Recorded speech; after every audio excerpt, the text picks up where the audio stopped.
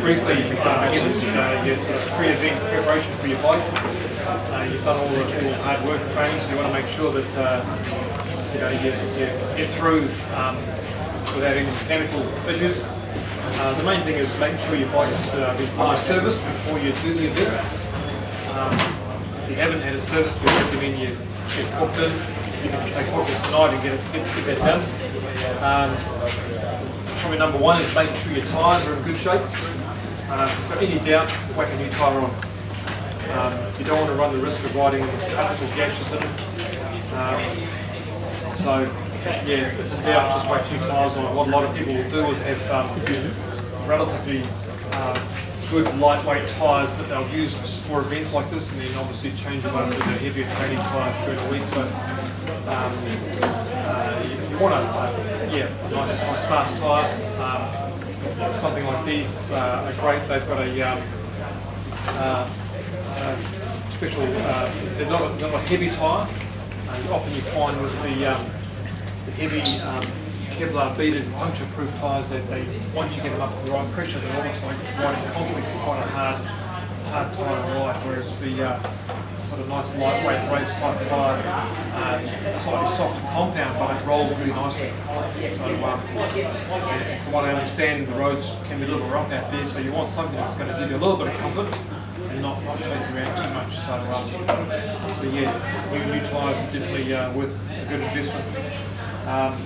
The other thing is making sure that your drivetrain is all up to scratch. If anything, give it a good clean. Put some great products there, degreaser. Anything with bike in front of it, use that rather than anything else, because other products tend to have a higher acidic value and can wear out and break down a lot of the components inside your chain and bits and pieces. So yeah, biodegradable degreasers. Check for wear. Probably the most critical thing is your chain wear. We recommend every 3,000 Ks whacking a new chain on. Otherwise you run the risk of having to replace chain, cassette and chainring matter. A bike in today, 5,000 Ks, and it's quite an expensive exercise for them. So I'll pass this around, but it just gives you a bit of an indication of what to look for. The teeth on these actually start to hook forwards on the worn chain rings. So you can also invest in a little chain checker tool. These are great, just pop that in there. New chain, it sits up nice and proud. If it was worn, that would be dropping down. Another indicator for wear on here is if you can pull the chain out and see daylight, then that's telling you that there's excessive wear in it as well. So new chain here is nice and snug. On your rear cassettes, generally you can feel a sharp edge on one side of the teeth. Again, it's indicating quite excessive wear. So by regularly replacing your chain, you're certainly lengthening the life of your sprockets and your chain rings.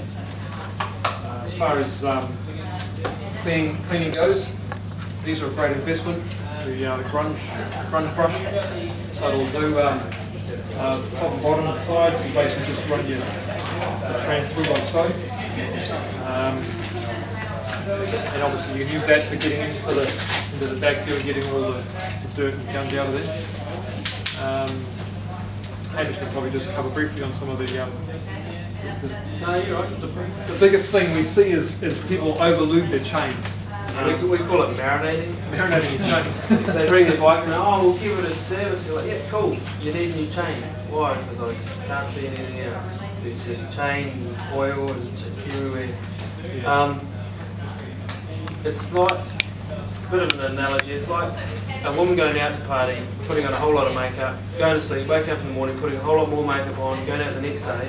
It's just the face is going to go here by the end of the week. So if you keep lubing your chain, it's going to keep attracting the dust and everything, and it's sandy as hell here. So you've got to keep all your chain, everything's going to start filling up with sand, which is going to wear out your chain and your chain rings and your cassette in no time. We usually say replace your chain every sort of 2,500 to 3,000 Ks. If you marinate your chain, you probably get 1,500 Ks out of it, and it's just toast, and there's $600 you've got to fork out. So every couple of weeks, if you've ridden your bike a few times, obviously, use a decent brush, preferably a grunge brush and some bike degreaser.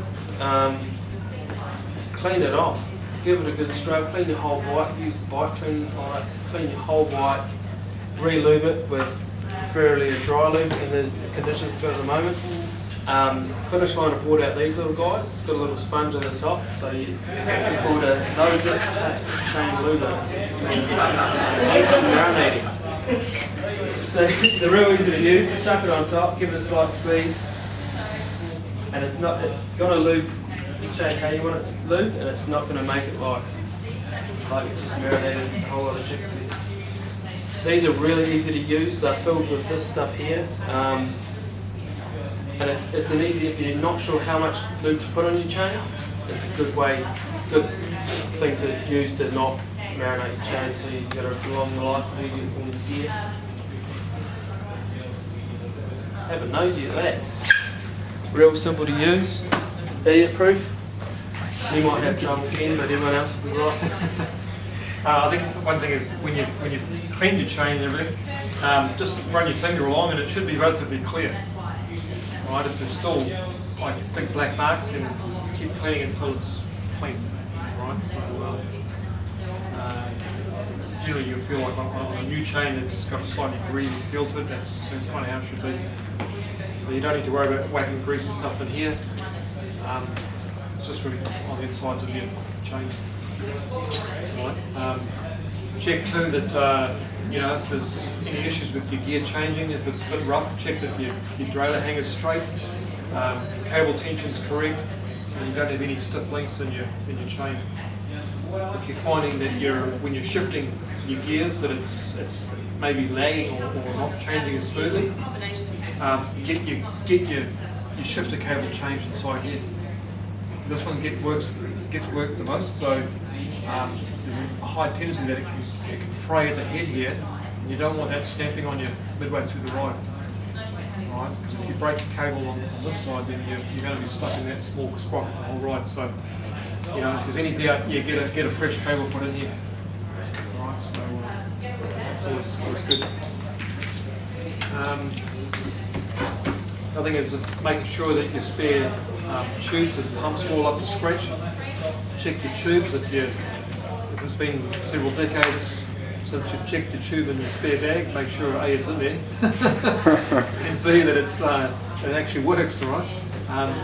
If you've never used CO2 pumps and you've got one, you might pay to have a trial run first. Nothing worse than using those things and gas goes everywhere. You can't put it back in again. Yeah. You might even want to just, as a safety precaution, carry a $5 bill or even just cut out a piece of an old tyre about so long, stick it in your little bag. If you do get a gash in your tyre, at least you can shove it in there. If worst comes to worst, just grab some grass or a bit of bark and shove it inside the tyre as a liner, and that'll work as well. Sock, yeah. Yeah. Small tile. So yeah, is there any sort of anything in particular that anyone wants to cover? I have a question. I ride quite a lot, 400 km and more per week. I clean my bike after every time when I was riding with nitrogen because of the little sand in the cassette and with oil and everything. Also my cassette is spot on. But sometimes I don't have not nitrogen at home or not nitrogen at home for the cassette to blow everything out. Can I take a water hose to wash the retic system everywhere? It's always the sand gets straight away in the cassette, and sometimes you can use, but if everything is fresh, spot on. If you degrease it properly, you can use a hose, but don't blast it at it, because it's alright if you're blasting it down. If you got it on an angle, you're going to get blast all that sand and shit, water and stuff into your free hub, and it can wreck it real quick. Because in internet was written, I do a car, there is no plastic anymore inside, is everything metal. Yeah. And I was written sometimes yes you can use water, the other ones they don't use the water because of the minerals and all the other stuff. Make sure you don't blast it into the seals obviously in the free hub there. Okay. degrease it properly, use a brush. Brush is like something like this. This here, or one of these guys. Na, we bought now so a machine here from Wiggle. We bought the machine now from Wiggle. There's so special chemicals inside, and hopefully it's better now. Yeah. And or you just get a rag and fold it over and you can clean it down. Just get it in between the sprockets. As it's possible, maybe once a week, just with water Yeah. to get You've got the main like stuff off. a hose regulator just on a fine spray. And just quickly give it a quick. Once you've applied your degreaser, just on the fine mist spray if you like, just to wash the degreaser off is fine. Yeah. You don't want the hard, full pressure water blasting in. Okay. And just make sure you dry it properly. Yeah. Otherwise they leave water and you just start eating into your gear. Okay. Yeah. 10, you're right. I think it'll cover the one. So everyone's all clear with doing basic tyre changes and stuff like that? Yeah. We certainly don't recommend you use the levers when you're putting the tyre on. It's okay to use the levers to take it off, but try to avoid using it, putting it on, because you'll end up pinching the tube. So I know some tyres can be pretty hard to get on, but just persevere and just use what I call the Chinese burn approach. Roll it on with your hands and it'll go on. Yeah. So yeah. Yeah, I think the main thing is just making sure your bike is clean, you know, and it has been serviced before the event is important. So, Because it's such a long ride, basically you want your machine to work efficiently so it's enjoyable. You don't want to ride a bike around it's going to make you struggle. Like, clean your drivetrain, get your tyres sussed, once your bike's clean, chuck some of this stuff on. It's like a wax polish protector. Spray it on, wipe it, give it a nice coating. It's a Teflon coating on the frame, so it's going to will not repel most of the dust, but it's not going to attract a whole lot of dust. Yeah, basically, you just want to make sure your machine's going to perform to its most efficient. You know, so then if that's one thing out of the equation that's not going to let you down. You know what I mean? Best way to fine tune your gears at the back. Well, there's I guess depending on what's happening, if you're finding that it's maybe tending to want to go into the spokes here or drop between the frame and the small sprocket, then obviously it's a upper and lower limit setting that needs adjusting. Is everyone familiar with the little screw adjustments? So you've got your top adjuster here, right, determines how far out this little screw here. Alright, so when you're basically got the small sprocket on the back, that screw there determines the setting in that last position, and this one here determines the setting in that. In between is where you use your clockwise and anti-clockwise for your cable adjustment. So If you're unsure, give us a call. probably 90% of what tends to happen is this hanger gets bent, and it's designed to be bent. So if you do have it off or a crash, you're not going to bust your frame. So this is designed to break. So they're relatively soft, so we can bend them back straight to a degree. But yeah, we even find when they come out of the box, sometimes they're bent slightly, so we've got to tweak it and straighten them up. So that can often be the main reason why your gears aren't changing so well, is that thing is slightly bent. So what will happen is as you shift up the ramps, it'll overcompensate. And so making sure your cables are lubed inside here. Again, if it hasn't, if there's like rust discoloration on the outside here, then whacking your cable because you get moisture up inside here, and it'll blind up the shifter. And What's the best way to lube it when you say to lube it? Because it's hard to get into. yeah, on something like this, just manually like so, like that, and then just run some lube on the cable. Back in there. Internally around the cables is probably easier just to replace the cable. In and out, because the outers, they come, all the Shimano out of the cut that comes pre-loop. So you chuck in the new cable in to nicely you out, okay, well it's gonna change efficiently. It's the easiest way rather than faffing around trying to get the cable out of the frame. It's a 20-minute job. And at the end of the day, you don't have to worry of cable snapping or your shifting being interrupted. And just make sure your gear outer casing is different to your brake casing. Your brake casing is actually coiled steel. This is lined, so it's linear, so it makes the cable stiffer. Whereas this here is more pliable, which needs to be for the brake. So if you're using a brake outer on here, your gear shifting is not going to be smooth. It's going to be all over the place. It's going to be like a spring, like when it comes in alone, it will shorten the cable slightly. So it doesn't matter how many times you adjust it, it's still going to be out. As Mike says, this is linear, so instead of going like this, like your brake cable, it's straight, and then it's got a guide tube on the inside, so that it can't compress, which is why they use it for the gear cable, so you can get a precise shift. I've got a question about brakes. I had new brake pads put on my rear brakes, and when I went down the hill last weekend, it was sort of like a shuddering sort of braking. Is there something I can do with the brake pads? It's probably advisable that you get your rim checked. It could have had a puncture and it's widened your rim slightly in a certain place, or your rims could be old and it's worn a groove in the rim. How old is it? It's old. Yeah. People think rims last forever, but after a while your brake pads actually do wear into your rim, and instead of having a brake surface like this, it goes like this.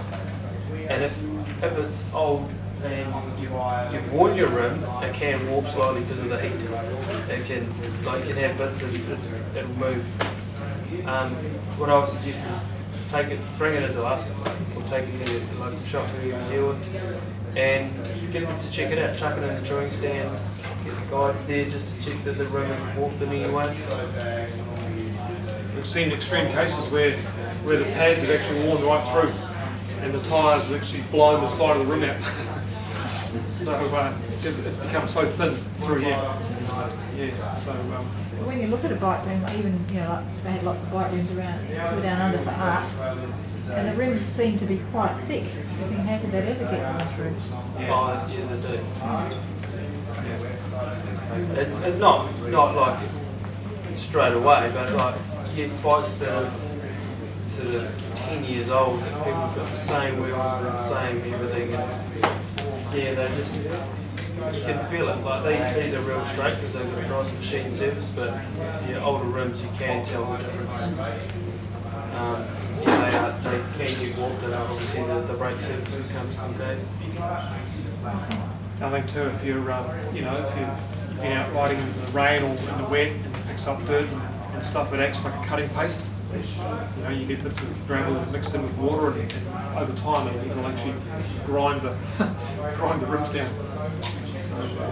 So because you'll often find if you take your brake pad out, there are little specks of like metal in here where it's picked up, shrouds of rubbish and stuff, and it'll actually act like a grinder. So that's why it's important to check them too.